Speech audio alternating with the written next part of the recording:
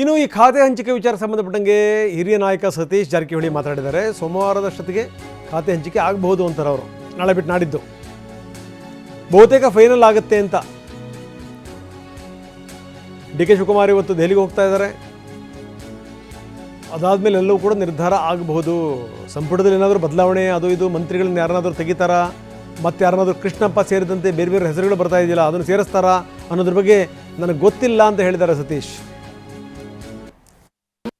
ತಗೊಂಡು 5 ದಿನ ಆಯ್ತು, ಇನ್ನೂ ಕೂಡ ಖಾತೆ ಹಂಚಿಕೆ ಆಗಿಲ್ಲ. ಮಿನಿಸ್ಟರ್ ಇವತ್ತು ನಾಳೆ ಮಾಡ್ತಾರೆ. ಮಾಡ್ತಾರೆ. ಇವತ್ತು ಡೆಲ್ಲಿಗೆ ಹೋಗ್ತಿದ್ದಾರೆ CM ಅವರು. ಮಾಡ್ತಾರೆ. ಬಹುಶಃ ಸೋಮವಾರವರೆಗೆ ಆಗ್ಬೋದು.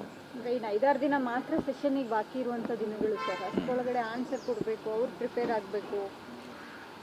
ಮಾಡ್ತಾರೆ. ಏನು ಅದೇನು ಹೊಸಬ್ರು ಏನಿಲ್ಲ, ಅದ್ರಾಗೇನು ಹಳಬ್ರು ಇದ್ದಾರೆ, ನಾಲೆಜ್ ಇದ್ದಾರೆ. ಮಾಡ್ತಾರೆ, ಅದೇನು ಸಮಸ್ಯೆ ಆಗೋಲ್ಲ. ಆದರೆ ಮೋಸ್ಟ್ಲಿ ಸೋಮವಾರವರೆಗೆ ಅಂತಿಮಗೊಳಿಸ್ತಾರಂತ ನಿರೀಕ್ಷೆ ಇದ್ದಾರೆ.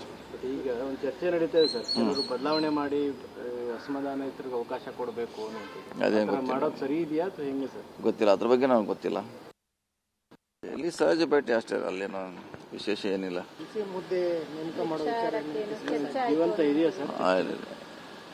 ಯಾವ ಚರ್ಚೆ ಇಲ್ಲ ಈ ಸದ್ಯಕ್ಕಂತೂ ಇಲ್ಲ. ಈ ಯಾವುದೇ ಚರ್ಚೆ ಇಲ್ಲ ರೀ. ಈಗ CM ಅವರು ಭಾಳ ಇಂಟ್ರೆಸ್ಟ್ ಇದ್ದಾರೆ ಸರ್. ಇನ್ನೊಬ್ಬರು ಬಂದಾಗ ನೋಡೋಣ. ಈಗಂತೂ ಸದ್ಯಕ್ಕಿಲ್ಲ. ಬಂದಾಗ ಅದ್ರ ಬಗ್ಗೆ ಚರ್ಚೆ ಮಾಡೋಣ, ಅವಕಾಶ ಬಂದಾಗ. ಮಹಿಳೆ ಬೇಕೇ ಬೇಕು. 19 ಮಾಡಿದರೆ ಇನ್ನೊಂದು ಇದೆ. ಮಹಿಳೆಗೆ ಅವಕಾಶ ಕಲ್ಪಿಸಬೇಕು. ಇಲ್ಲಾಂದ್ರೆ ಯಾವುದೇ ಒಂದು ಸಂಪುಟ, ಒಂದು ಸರ್ಕಾರ ಮಹಿಳೆಗೆ ಪ್ರಾತಿನಿಧ್ಯ ಕೊಡಬೇಕು. ಕೊಡ್ತೈತೆ ನಮ್ಮ ಸರ್ಕಾರ.